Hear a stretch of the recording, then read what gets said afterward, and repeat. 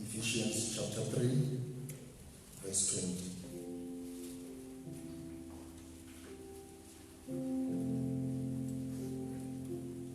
Mbabingelela basemakhaya ababukelela ngegama likaJesu. UNkulunkulu ababusise. Ngiyethemba sebayitholile abangcwele. Ngizofunda ngale Bhayibheli engiphethe la. Ifundeka kanjena.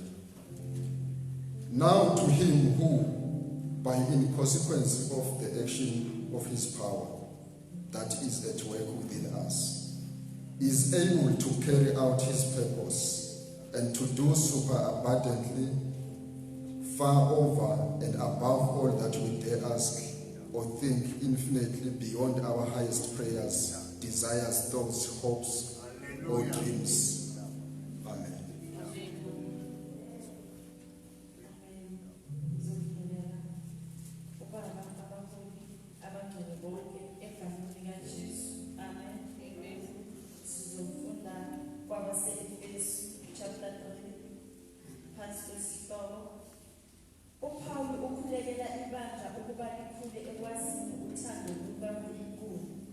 Verse 20. Kepha yena onamandla okwenza okukhulu kakhulu kunakho konke esikucelayo nesikuqondayo ngokwamandla asebenza kithi. Amen. Mama sekhona ufundayo ngicela sivale namehlo. Father, in the name of our Lord Jesus Christ. Father, I'm just your vessel, I'm just your instrument to convey your message. Use me as much as you want. Father, your word is living, your word is powerful. Let your word penetrate through our ears and pierce our hearts, and let our minds be transformed. In the name of our Lord and Savior Jesus Christ, amen. Hallelujah. Bathandekayo, ngizothanda la sinikeze isihloko lendaba. Hallelujah. Isihloko sithi he is able. He is able. He is able. NgesiZulu lithi unamandla. Tshela umakhelwane wakho unamandla. Unamandla. Unamandla. Hallelujah. Paul is writing a letter to the Ephesians. Hallelujah. Mawufunda la verse 20. If you recall, the Ephesians bathandekayo, they were Gentiles. They were not part of the covenant of God. Hallelujah. But ngomusa kaNkulunkulu nangevangeli abalithole ngoApostle Paul, now they are counted as abantwana bakaNkulunkulu after they received the word of God. Samba zonke bathandekayo. Kusho ukuthi abase-Efesu bebafana nami nawe. Siyezwa bathandekayo. They didn't know God. They were worshiping gods. Bebakhonza abanye uNkulunkulu kungesilo uNkulunkulu ophilayo. Hallelujah. Manje lithi iBhayibheli lami mangifunda verse 20 uthi kuPaul, now to him who unekhoma la. Hallelujah. But the way ubhala ngayo la uthi now to him, him wakhona is a capital letter. Bese athi no who is a capital letter W. Sisamba sonke bathandekayo. Manje kuyafika ke ukuthi lo him to nalozo bathandekayo. Now to him, kusho lo him is not equal to other hymns. Lo him lona is different from other hymns. Lo him lona akalinganiswa nabanye abo hymn. There are so many hymns, but he's talking about a hymn. Sihamba sonke bathandekayo. Bakhona abanye kodwa kukhulunywa ngaye. Hallelujah. Abase Ephesus, they were worshiping hymns, but after they were told now to him. Shorty then they didn't know him, but now they know him. Ngaphambilini bebangamazi kodwa manje sebayamazi. Uthi Apostle Paul, to him who, there is a question mark. Who stands for a question. Him who. Yena umbani. UMose bathandekayo uyakhuluma noNkulunkulu uthi bheka ke Nkosi, when I go to Egypt and tell the Israelites that have been sent by God, what if they ask him who is him? What am I going to tell them? Because there are so many hymns that were worshipped in Egypt, but uthi uNkulunkulu uthi uMose, they will ask me which one. Hallelujah. Uthi uMose basongibuza wathi ubani. Uthi uNkulunkulu will tell them that I am who I am. Makathi uNkulunkulu I am who I am. Uthi I am the first and the last. Before me there was no God, after me there shall be no God. I was not born, I will never die. I have no beginning, I have no end. That is him. That is him who.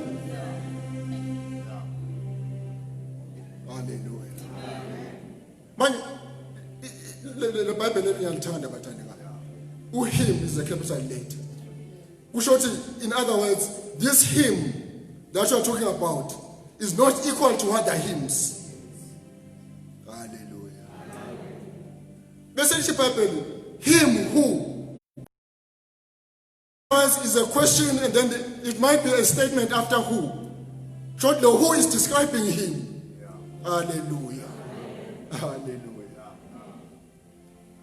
Lithi Bible bathandekayo. Uthi now to him who. Hallelujah. Angazi uma khona uphethe iamplify angifundele wena amplify Bible. Angifundele ngayo. Now to him who is able. Oh, okay, ima kanjani. Uyelapha now to him who. Now to him who. Now to him who. Sengizamile ukumchaza to him who khona sizokwazi ukuhambisana sonke bathandekayo. Which I'm talking about him. The only one.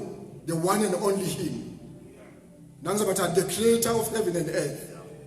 Hallelujah. The Lord. The rock. Hallelujah. What's together? Him who. Hallelujah. To him who. After him who, what happened that way? He is able. Hallelujah. Shorty Indians that know him are different from other hymns. He is able. He's got ability. He can do. We have resisted okwaziyo. Sifundele ngesizulu lapho dadewethu. 20. Kepha yena onamandla. Kusho ukuthi bakhona abanye abangenamandla. Kepha sikhuluma ngalo onamandla. Okwazi kwenza izinto zenzeke. Izinto sesihlaba yebo uNkulunkulu yena uyakwazi ukuzenza.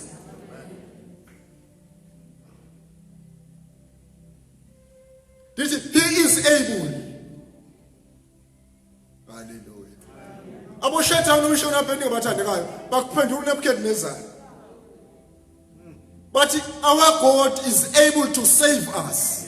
You must know him. You must know the God that you are worshiping. Who is he? But uNkulunkulu wethu esimkhonzayo unamandla. Mazi lo muntu omkhonzayo ukuthi ungubani. Yini into em-identify kakhulu enza ahluka uNkulunkulu because he is able. Hallelujah. He is able to do what that way. Is able to carry out his purpose. Hallelujah.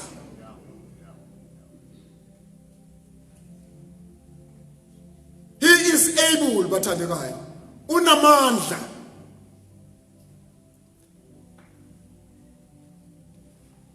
Hallelujah.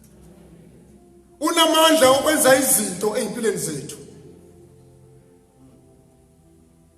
Hallelujah. Bathandekayo, ngimbonile. Hallelujah. Ngimbonile amandla wakhe asebenza. Ukwazile ukuvusa uLazarus ekufeni. Ngoba he is able. Unamandla. Sekuphele 4 days asenuka. Ngoba uyakwazi ukwenza izinto ezingaphezulu kwalokho sikucabanga nathi sikufisayo, nalesi kuphupha ukwazi ukusenzela okungaphezulu kwemikhuleko yethu. Because unamandla. Ubombuza uDagona. uDagona akakutola isitori sakhe ukuthi he is able. Wamiswa ngakuye uDagona eduze kwakhe bathandekayo umphongolo kaNkulunkulu. Lithi iBhayibheli uDagona kwasekusasa awile because unamandla, inamandla le. Wawisa ngamandla sangamthinto kodwa wezwa amandla alomuntu emeduze kwakuDagona wawa ngobuso. Abanye boNkulunkulu bayakhothama kuye. Bayaguqa. Because unamandla. Akekho omelana naye. Khuluma ngalo uNkulunkulu bathi unamandla. Funda dadewethu. Now to him who is able to carry out his purpose and to do superabundantly. He is able to carry out his purpose with the power that is working in us. La mandla wakhe bathi abonakala kithi. Usebenzisa thina ukuze kubonakalise amandla wakhe. He is able to carry his purpose through the power working in us. If uke wadibana no him, know that you've got the power that is working within you. Uthi nakafika kuJeremiah, uthi Jeremiah bheka ke manje sengibekile amazwi wami emlonyeni wakho. Lawo manje azakuthi ube able ukwenza izinto engizenzayo ngesilamu. Uthi bheka ke manje Jeremiah sengikubekile uprofeti phakathi kwephezu kwezizwe nemibuso wokusibula nokudilisa nokuphidlisa nokutshala haleluya. Ngalamandla asebenza ngaphakathi kwethu. Ngoba amakhaba athandekayo uthini kuJeremiah? Uthi Jeremiah wesabi. Because lamandla are within you. You are going to carry my purpose. Uzawuhamba ubatshele ukuthi kubatshele kona because the power is within you. Uthi kuJeremiah ungathi umncane because ngikwazile. Ungakahlali esibelethweni sikamama. Ngakubusisa ungakaphumi esizalweni sakhe. Ngakubeka umprofeti. Ngakho manje uzawuhamba Jeremiah with the power of the word. Hallelujah. Which you are given power to destroy. Hallelujah. Ukubhidlisa. Bathandekayo sinikezwe amandla. Yabona lokho ngimela abathandekayo. His power is working within us. The power of uprooting. As I'm speaking, bathandekayo ngiyasiphula. Izinto ezikhona empilweni yakho.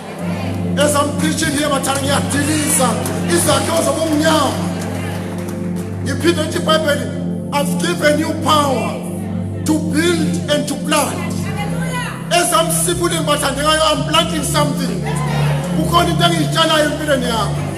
Kukhona into engiyitshalayo emzimbeni wakho. Kukhona into engiyitshalayo engqondweni yakho. Kukhona into engiyakhayo emzini wakho. Kukhona into eyenzekayo engiyisipulayo ebhizinisini yakho. Kukhona into engiyisipulayo kubantwana bakho. I'm uprooting because I've got the power working within me. Ngoba unamandla. Unamandla bathandekayo. He's able. Masinyane tathu Rato Masinyane, angifuni la kuJeremiah 32 verse 27. Unamandla.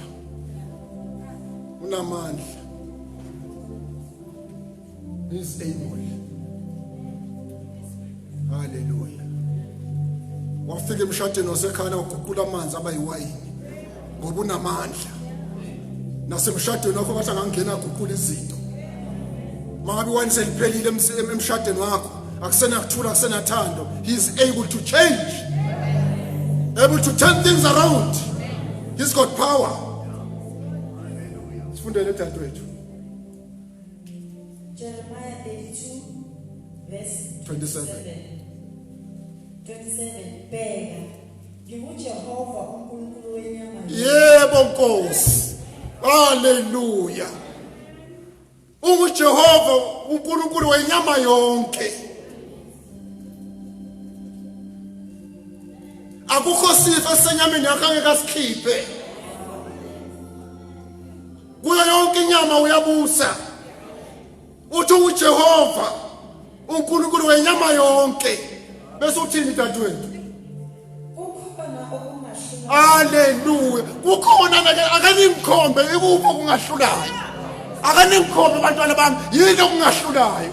Ngani ngavula ulwandle bangena yini okungahlulayo. Ngafika eJordan lahlehla eJordan labuyela emuva. Akanimkhombe yini engehlulayo. He's able, unamandla.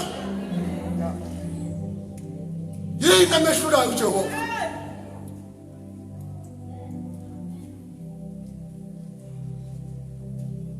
Yini engehlulayo uJehova. Uthi lamandla asebenza ngaphakathi kwethu. He is able to carry on or to carry his purpose with the power working within us. Hallelujah. Njoba kusashumayela abathandekayo lawo mandla wezwe asebenza ngaphakathi kwakho.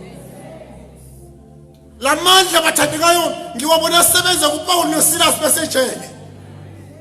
Bathe baphakathi ejele bathi bamdumisa uhim. Uhim azange athule bathanda wehla. Lithi iBhayibheli kwazamazama hey isekelo zetilongo.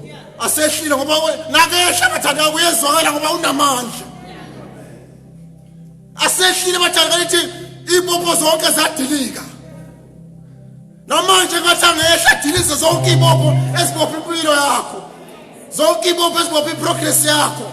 Namhlanje ngathi singadilika ngoba unamandla, is powerful. He's able. Hallelujah. He's able. Hallelujah. Unamandla. Hallelujah. Unamandla. Hallelujah. Namandla. Wasebenza abathandekayo. Umprofeti kaNkulunkulu against 450 abaprofeti bakaBhali. Zabekwa inkunzi, wabeka umhlatshelo. Wathi mbizena wenu, nama will call him who? I will call him who is able. Lithi iBhayibheli lami bathandekayo. Wathi ayaqale nina ngoba nibanene. Babeka bayihlahlela inkunzi bayibeka phezulu kweyinkuni. Lithi iBhayibheli bamemeza bathi Bhali yehla umlilo Bhali. Lithi iBhayibheli kwathuluka kwathi nya. Kwaze kwaba semini benza umhlatshelo wempuphu akuzange kwenzeke lutho. Lithi iBhayibheli baze basika bathi Bhali sizwe Bhali. Kwathuleka wathi do. Umprofeti kaNkulunkulu kwathi hayi mhlambe uBhali angithi uNkulunkulu phela. Mhlambe usalele. Nesimkhonza akazela kalela akawuvumelana khoshelele. Wazothi hayi sanginikeza lithuba. Let us see him now. Let us give him a chance. wathi uNkulunkulu kaAbraham, uNkulunkulu kaIsaka, uNkulunkulu kaJehova. Ake namhla kubonakale namhlanje kulaba bantu ukuthi ungubani uNkulunkulu. Uthi kaze benini mani nikanika. Abo uNkulunkulu kubhali khonzani yena, ngakuJehova khonzani yena. Lithi iBhayibheli lami bathandekayo wase uyehla umlilo. Haleluya. Ngoba unamandla. Ikuphi okumhlulayo. Lithi wehla umlilo bathandekayo. Lithi iBhayibheli lami uthena kaprepare lapho umprofeti kaNkulunkulu wathi bayibeka inkunzi wathi thelana amanzi phezu komhlatshelo bawathela. Lithi iBhayibheli lageleza emseleni.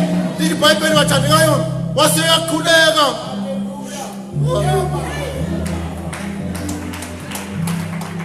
Lithi wenza isekelo samatshe wabeza amatshe 12 stones amele izizwe kaIsrayeli. Lithi iBhayibheli uthe umlilo nawehla lithi washisa umnikelo. Awugcinanga emnikelweni ngokusinamandla ubuya kumnini amandla wonke. Uma lithi iBhayibheli bathandekayo akehlulwa ilutho ingasimbizo somandla. Lithi wehla umlilo uthe uma ufika umlilo waqeda umhlatshelo awugcinanga lapho ngoba inamandla lento. Lithi iBhayibheli washisa namatshe nalamatshe bebeke washa phela. Bathandekayo ngazi liphi ilitshe elisempilweni yakho elisemzini wakho efuneka lishe namhlanje. Angazi liphi ilitshe elisenhlizweni yakho leminyaka elizawushiswa ngumlilo namhlanje. Lithi iBhayibheli akugcinanga lapho wehla umlilo wafika emseleni yamanzi wakhotha amanzi wakhotha konke. Lithi iBhayibheli lami bathandekayo nedust yayilapho yadliwa ngumlilo.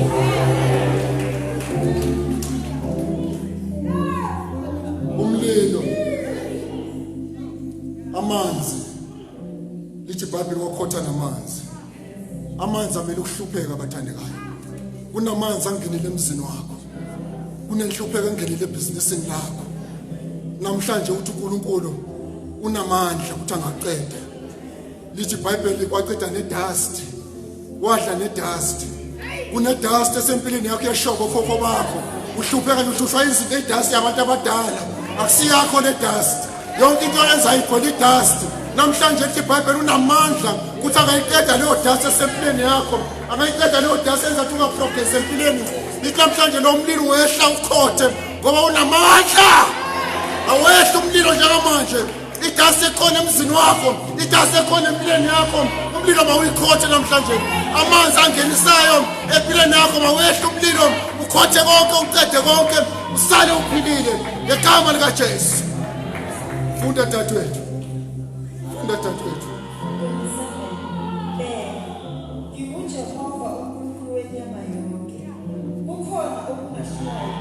Uyabuza uNkulunkulu bathandekayo. Kukhona yini okungahlulayo na? Kukhona yini okumehlulayo uNkulunkulu na? Ake nimtshele bayini okumehlulayo uNkulunkulu.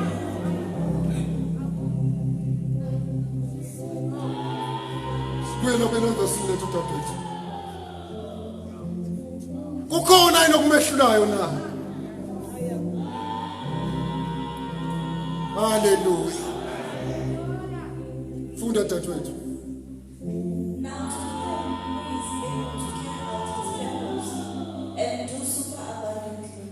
Lithi iBhayibheli he can do super abundantly. Bathandekayo, thina masicela uNkulunkulu siyamlimitha. Kanti uNkulunkulu angenza more above what we are asking. Hallelujah. Umuntu uza uNkulunkulu athi ucela indlu yaDP. uNkulunkulu kubekele imention. Angakwenzela ucela indlu yaDP akunikeza imention. Ungathi ukuthi uNkulunkulu angatholi isikolo korani uNkulunkulu akafuni ukubeka isikolo korani akakunikeza iRolls Royce. Base bamangala abantu ngoba unamandla okwenza into ezingaphezu kwalesi sicabangayo. Kukhuluma ngale uNkulunkulu bathandekayo. Lo uNkulunkulu engimaziyo mina bathandekayo. Uye engimaziyo bathandekayo.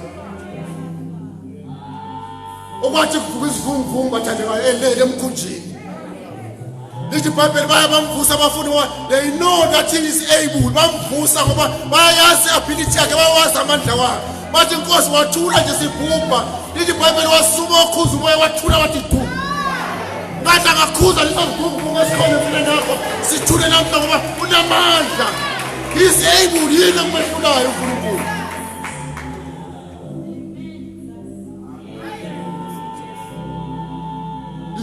sathula sathi do isivuvu. Ngoba benza njani? Uyalalela lo isimo sikafu. Hallelujah. Abo Shadrach namoya na Abednego. Nabayongena emlilweni bathandekayo. Bangena bayamdumisa. Hallelujah. Bayambonga ngoba bayamazi lo. Bathi lo uNkulunkulu esimkhonzayo unamandla. Bathi noma sebawongena emlilweni bathandekayo. Yizoba worship. Hallelujah. Bathi uNkulunkulu wethu umkhulu kakhulu. Akalinganisi nabantu basezoyini. Umkhulu kakhulu. Akalinganisi nabantu basezoyini.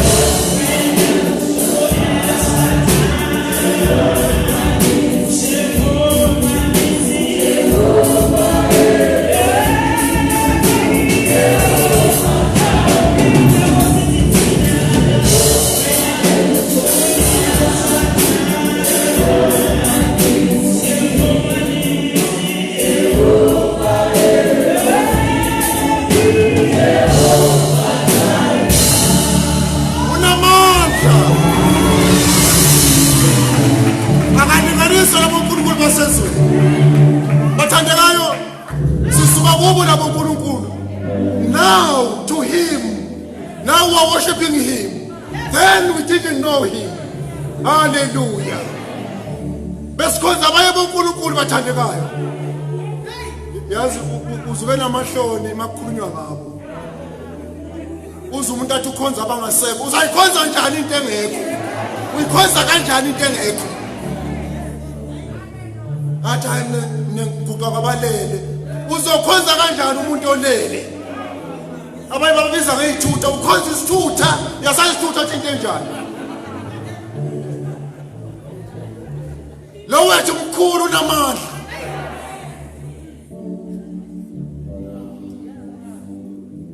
Unamandla.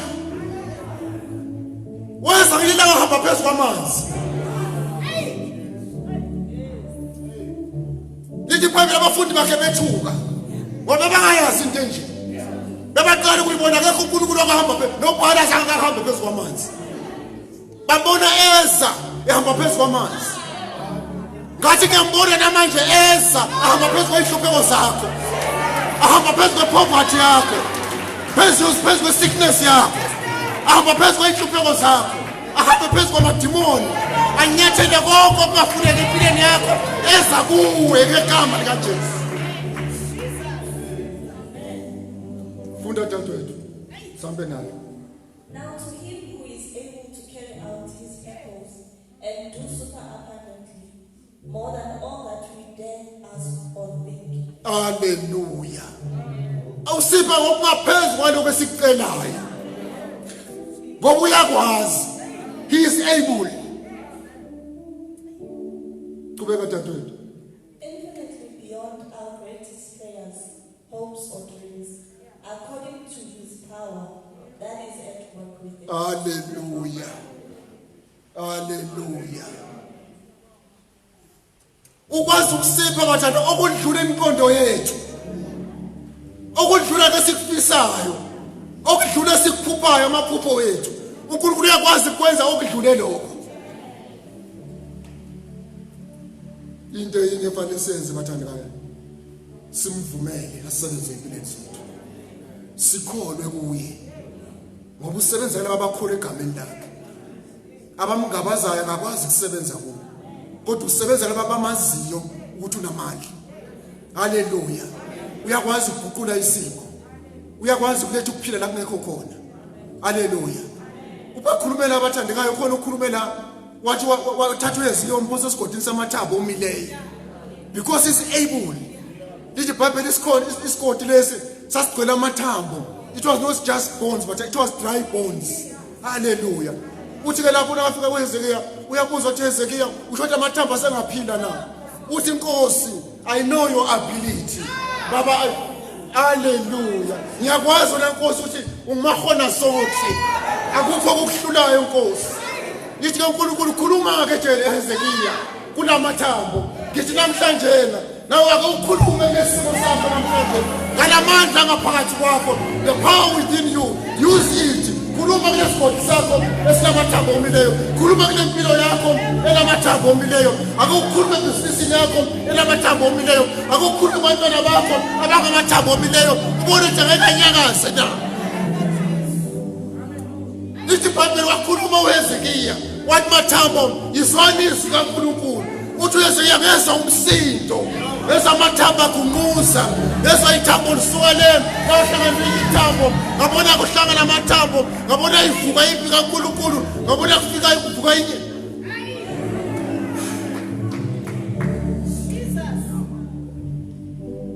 Ngithi kuwe unamandla. Usengaphila nawe. Usengaphila umndeni wakho. Uthi kweHezekiya wenza ukukhala kuNkulunkulu. Amandla kaNkulunkulu asebenza ahlanganisa amathambo. Kukhona izinto ezingakahlangana empilweni yakho. Engithi ngisakhuluma ngezwi kaNkulunkulu ngizwa ziyahlangana. Ngizwa kunamathambo akhalayo ebhizinisini yakho. Ngizwa kunamathambo akhalayo kubantwana bakho. Nala sebabhuka abahamba abazi bashonaphi. Ngizwa amathambo abayakhala abayabuya. Haleluya, hlangana umndeni uba munye. Noma umndeni wakho usuhlakazekile, ngizwa kunomsindo. Ibhizinisi yakho bese lihlakazeka, ngizwa kunomsindo. Usamandla uyasebenza ngamandla wakhe because he's able to do things bathandekayo. Lithi iBhayibheli wabona kuvela imsipha emathanjeni, wabona kuvela inyama emathanjeni, wase uphefumula umoya bathandekayo avuka yema impi kaIsrayeli. Ngithi namanje bakunamandla okuvusa izinto esezafa empilweni yakho. Ngithi namhlanje uNkulunkulu unamandla okuguqula isimo empilweni yakho namhlanje. Baba umvumela uvuma umukela izwi lakhe namhlanje. Amen bathandekayo. Dadewethu akusishule masinyane uyaphi incwadi yabaseHebrew chapter 7. Ungifundele lapha. U25 dadewethu sizovala. Hebrews chapter 7. Ungifundele verse 25 lapha.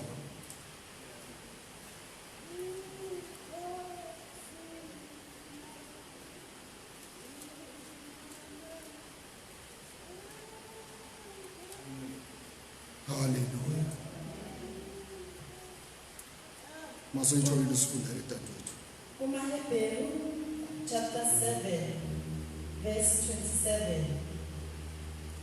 Ungadingi imihla ngemihla njengalabo abaphristi abakhulu. 25 dadewethu 25. Also Chapter 7 verse 25. 25. Ngakho ke unamandla. Hallelujah. Unamandla okusindisa. Sisindiswa ngamandla wakhe, hayi ngamandla wethu. Asindise enzeni dadewethu, uqhubeka nayo. Ngakho ke unamandla okusindisa ngokupheleleyo. Yebathandekayo. Lo uNkulunkulu wethu akenza izinto halfway. Lithi unamandla okusindisa ngokupheleleyo. Makasindisa umuntu akamshiya amsindiswe half. But he completes his job. Dadewethu lapho dadewethu la mfundele lapho kwiBhayibheli lakho la. 25. Therefore he is able also to save forever, completely, perfectly. Hallelujah. He is able to save forever, completely, perfectly. uPaul uyayazi ke leyo ndaba leyo bathandikayo. Wambamba uPaul wamsave completely, perfectly. Hallelujah. He is able to do that. Wabamba bathandikayo umuntu owayehlupha amakholo, ehlupha ezingeni ibandla lakhe, kodwa wambamba completely, perfectly. Funda thathu uqede masina. Therefore, he is able to also save forever, completely, perfectly for eternity, those who come to God through him, since he always lives to intercede and intervene on their behalf with God. Lithi uyakwazi nokusincusela. Asicelele to intercede on our behalf. Hallelujah. Hallelujah. Uyakwazi futhi nokuthi bathandekayo asincusele kuNkulunkulu. Nangizwa bathandekayo. He is able. Una that ability. Kodwa ithi iBhayibheli he saves only those who come to God through him. Hallelujah. Ayikho enye indlela yakubaba ngaphandle kwakhe. Hallelujah. Funda ngesizulu siqede tathu ngiyakumisa lapho eBhayibheli izulu iqede lonke le verse tathu. 25. Ngakho-ke unamandla okusindisa ngokupheleleyo abeza kuNkulunkulu ngaye. Lokhu ephilela njalo ukubamela. Hallelujah. Lithi njengoba ephilela njalo ukusimela. Noma senza amaphutha imihla ngamalanga, kodwa yena unamandla ukuthi akhulumisane noBaba asimele. Asikhulumele, asinxusele. Nami ngizabathandekayo. Ngoba unamandla ukwenza lo. Mhlawumbe ukhona ngaphakathi kwendawo uthi Nkosi, yazi nami bengazi ukuthi lamandla akhona kimi. Akhona empilweni yami. Namhlanje lamandla ngiyawadinga. Ngiyawafuna ukuwabona sebe mhlawumbe akhona ngaphakathi kwakho, but are not activated. Namhlanje ithuba lokuthi uthi Nkosi ngiza kuwe. Ngicela namhlanje lamandla ngaphakathi kwami. Uwa-activate. Mangaba ukabi na uthi Nkosi ngiyiphela amandla. Amen bathanda ngoba ushilo wathi you can carry your purpose with the power within us. Father, use me. Use me to save your purpose. Today, ngizinikela kuwe Nkosi. Ngisebenzise ukuze ngifeze injongo yakho. Because isilaba bathandeka kulona lo uNkulunkulu umlethele for a purpose la emhlabeni. Akukho umuntu oze la bathandekayo ngaphandle kwesizathu. But sonke they were here because of his purpose. Let us serve his purpose. Hallelujah. Mhlawumbe ngaphakathi kwenda uthi Nkosi nami ngomunye. Hallelujah. Ngomunye nami namhlanje odinga wena. Bengingazi Nkosi ukuthi lamandla akho asebenza ngaphakathi kwami. Nkosi lokho khona ukwenza nami ngingakwenza. But konke kwenzeka ngani ngokukholwa. Amen bathandekayo. Ukhona ngaphakathi kwendawo unikeza lelo thuba. Usukumele ngenyawo uthi Nkosi, I need that power. Ngiyazinikela kweNkosi ukuthi ungisebenzise. Ngiyazinikela Nkosi lamandla wakho wabonakalisa empilweni yami. Usukumele ngenyawo ukhuleke nami. Uyawadinga lamandla. Uyawafuna lamandla kaNkulunkulu. Akhona kwesinye isikhathi ngaphakathi kwakho but awasebenzisi because unokungabaza. Polithi iBhayibheli namhlanje they are within us. Buyela kulele verse edathu sifunda masiyale bese kulapho maye base Efeso. Base Efeso. Now to him who is able to carry out his purpose and do superabundantly more than all that we dare to ask or think, infinitely beyond our greatest prayers, hopes or dreams, according to his power that is at work within us. Ukhona ngaphakathi kwendawo uthi Nkosi lawo mandla ngiyawadinga ukuthi asebenze ngaphakathi kwami.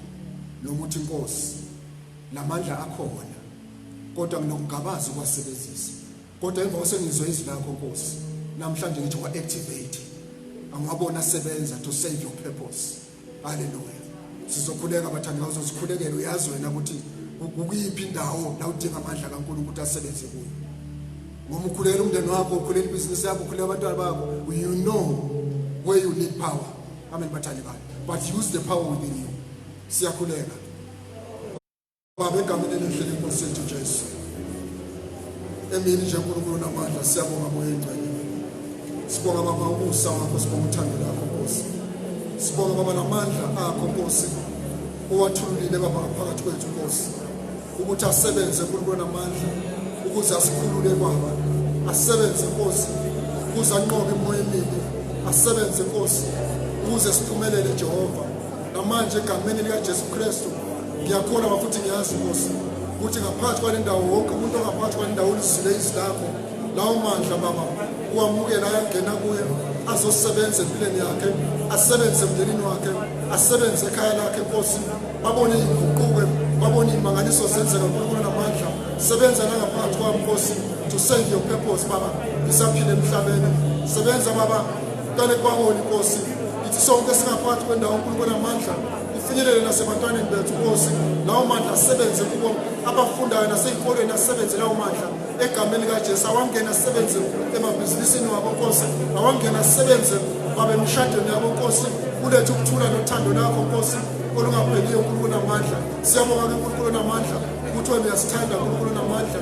Uhlala nathi njalo baba, usoze wasishiya, usoze wasikelela. Namanje siyazi baba Nkosi ukuthi wena unathi njalo kuze kuye iNkosi yethu uJesu Kristu.